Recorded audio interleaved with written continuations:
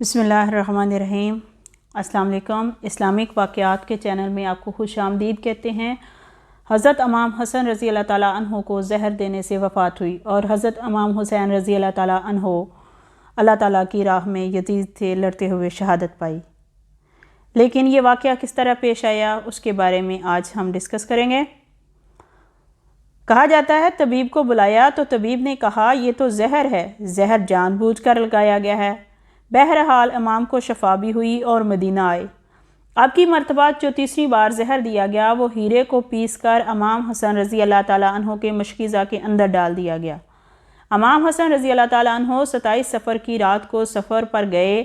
अचानक नींद से बेदार हुए तो हज़रत ज़ैनब रज़ी अल्लाह ताला अन्हो इबादत में मसरूफ़ थी।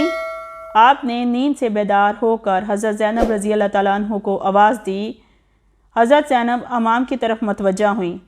हज़रत हसन रज़ी अल्लाह ताला अन्हो फरमाने लगे, मैंने ख्वाब में नाना जान और अम्मी जान और अब्बा जान को देखा है। वो मुझे जन्नत की सैर करवाते हैं। मैंने नाना जान से अर्ज़ किया, आप मेरे हालात से बाखबर हैं। मुझे तमाचे लगाए गए, मेरे पैरों तले से मुसल्ला खींचा गया, कितना सताया गया। मेरे सामने इस वक्त मदीना में मेरे वालिदैन को गाली दी जाती है। या रसूलल्लाह सल्लल्लाहु अलैहि वसल्लम, मैं इस दौर से गुज़र रहा हूँ कि मैं तकलीफ़ में हूँ। आका अलैहिस्सलाम ने फरमाया, सब्र करो, तुम बहुत जल्द हमसे आकर मिलने वाले हो। इमाम हसन रज़ी अल्लाह ताला अन्हो ने एक ख्वाब और भी देखा कि आपकी पेशानी पर कुल हुवल्लाहु शरीफ लिखी हुई है। ये ख्वाब जब अल्लाह ने आपकी दिया तो उन्होंने लोगों के सामने पेश किया और खुश हुए कि मेरी पेशानी पर कुल हुवल्लाह लिखा गया है। लेकिन आपके शगीर सईद बिन मुसीब ने सुना। आपने फरमाया, मौला अगर ये ख्वाब की ताबीर पूरी हो गई तो समझ लीजिए आप बहुत जल्द दुनिया से जाने वाले हैं। कुछ ही दिन बचे हैं। ये तो ख्वाब ही है। सब लरज़े हुए थे। इसने खूब और लर्जा दिया। इमाम हसन रज़ी अल्लाह ताला अन्हो ने कहा, बहन मैंने ख्वाब देखा है। हज़रत ज़ैनब ने पूछा, ये कैसा ख्वाब है? इमाम ने मशकीज़ा लाने का कहा। मशकीज़े से जब पानी पिया तो मशकीज़े में मौजूद जो हीरा पीस कर डाला गया था वो आपके पेट में चला गया। रवायतों में आता है, मौरखीन लिखते हैं कि आपके कलेजे के 72 टुकड़े हुए। बाज़ ने लिखा है 80 टुकड़े हुए और बाज़ ने लिखा है आपकी आंतों और कलेजे के 100 से ज़्यादा टुकड़े हुए। जब आपको कैद करते तो टुकड़े गिरते। सोचिए ये ज़हर कितना ही ख़तरनाक होगा। हीरा एक ऐसी शय है जो कांच पर भी चलाएं तो उसको काट देता है। यजीद सिर्फ कातिल हुसैन रज़ी अल्लाह ताला अन्हो नहीं है बल्कि कातिल हसन रज़ी अल्लाह ताला अन्हो भी है। इस पर सब इत्फाक करते हैं। ये साजिश ज़रूर यजीद ने की होगी, लेकिन जहर किसने दिया इस पर तारीख़ खामोश है। हज़रत मौलाना हसन बरेलवी रहमतुल्लाह अलैह ने एक औरत का नाम लिखा है, लेकिन मुफ्ती जलालुद्दीन रहमतुल्लाह अलैह इस पर खामोश हैं। मौरखीन इसमें इतने उलझे हुए हैं कि कोई वाज़िया मौक़िफ़ पेश नहीं किया जाता। लेकिन पढ़े लिखे लोग हैं, इनकी एक लिए और बात है कि जहर देने वाला कौन है। जिस वक़्त टुकड़े होकर गिरने लगे तो इमाम ने हज़रत हुसैन रज़ी अल्लाह ताला अन्हो को बुलाने का हुक्म दिया ताकि कुछ नसीहत कर दें। हज़रत हुसैन रज़ी अल्लाह ताला अन्हो आए। हालत देखकर गले मिलकर खूब रोए। भाई बताओ आपको जहर किसने दिया? इसलिए सैयदुस साबरीन का नवासा है। भाई मुझे जिस पर शक है अगर वही है तो अल्लाह का बेहतरीन इंतकाम लेने वाला है।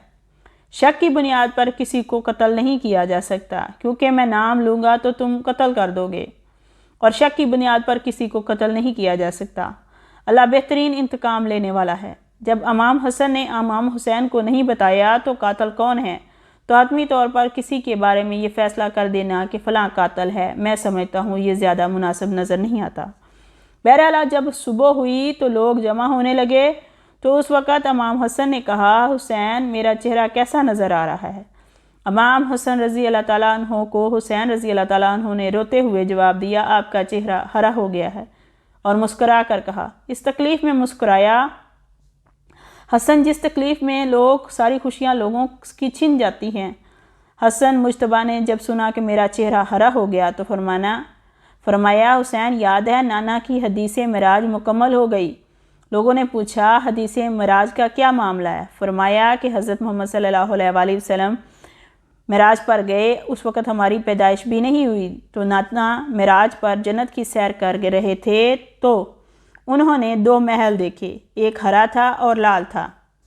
اس وقت رضوان نے جنت نے کہا یا رسول اللہ صلی اللہ علیہ وسلم جاتے ہوئے اپنے شہزادوں کے محل بھی دیکھ جائیں جن سے پوری جنت کا حسن دوبالا ہو جاتا ہے۔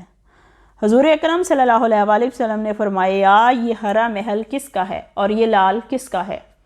کہا جاتا ہے کہ رضوان نے کہا لال تو حسین رضی اللہ تعالیٰ عنہ کا ہے اور ہرا حسن رضی اللہ تعالیٰ عنہ کا ہے۔ میرے حضور صلی اللہ علیہ وسلم نے پوچھا رضوان یہ تو بتاؤ حسن کا ہرا کیوں ہے اور حسین کا لال کیوں ہے؟ تو رضوان کی گردن جھک گئی اور آنکھوں میں آنسو آ گئے۔ اہل بیت کی محبت رضوان جنت بھی روتا ہے جبکہ جنت میں کوئی رو نہیں سکتا۔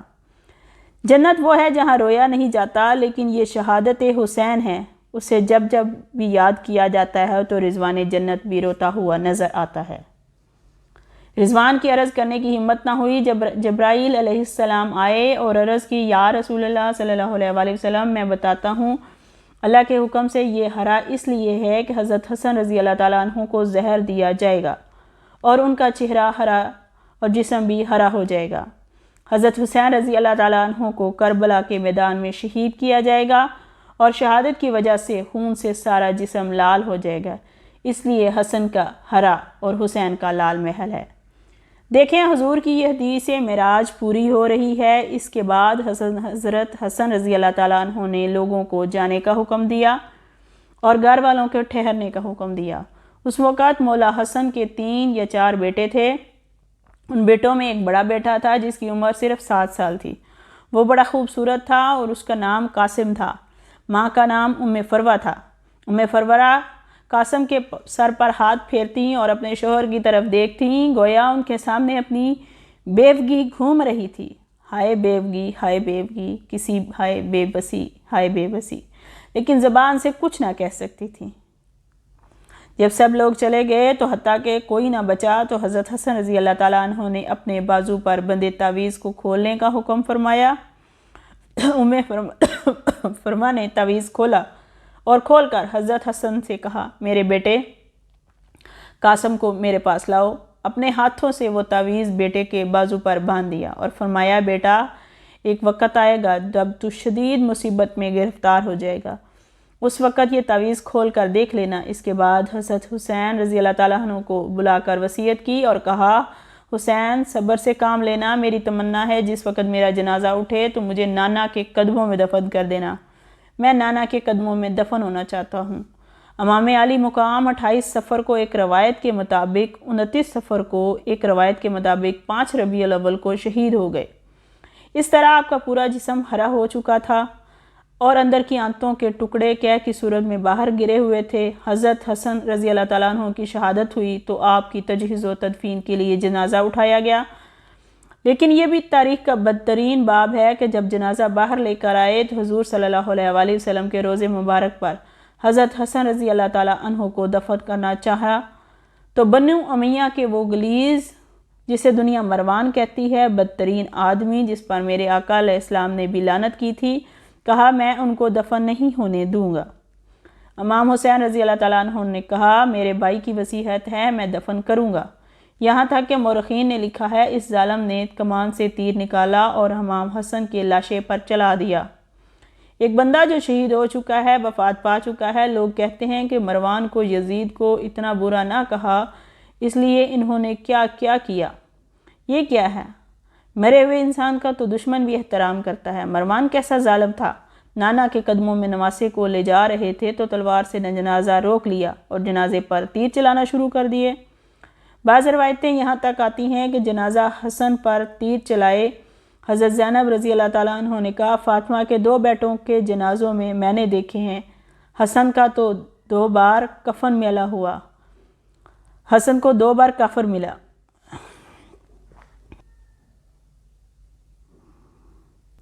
حسن کو تو 2 بار کفن ملا لیکن حسین کو 1 بار بھی کفن نصیب نہیں ہوا، کیونکہ حضرت حسن رضی اللہ تعالیٰ عنہ کو جب نیزہ لگا، تیر لگایا تو آپ کے جسم سے خون مبارک وفات ہونے کے باوجود خون نکلا اور آپ کا کفن خراب ہو گیا تو پھر آپ کا کفن دوبارہ ڈالا گیا، اس کا مطلب ہے 2 بار آپ کو کفن نصیب ہوا۔ لیکن حضرت حسین رضی اللہ تعالیٰ عنہ کو ایک بار بھی کفن نصیب نہیں ہوا۔ حضرت حسن رضی اللہ تعالیٰ عنہ کی کرامت ہے کہ وصال کے بعد بھی تیر لگا تو جسم سے خون نکلا۔ کسی نے امام حسین رضی اللہ تعالیٰ عنہ سے کہا، شہزادہ حسن رضی اللہ تعالیٰ عنہ کی یہ وصیت بھی تھی کہ مجھے حضور کے قدموں میں دفن کریں، لیکن انہوں نے یہ بھی کہا تھا اگر مروان آڑے آئے تو مجھے امی جان کے قدموں میں دفن کر دینا، آپ اس پر بھی عمل کر سکتے ہیں۔ پھر امام حسن رضی اللہ تعالیٰ عنہ کو حضرت فاطمہ رضی اللہ تعالیٰ عنہ کے قدموں میں دفن کر دیا گیا۔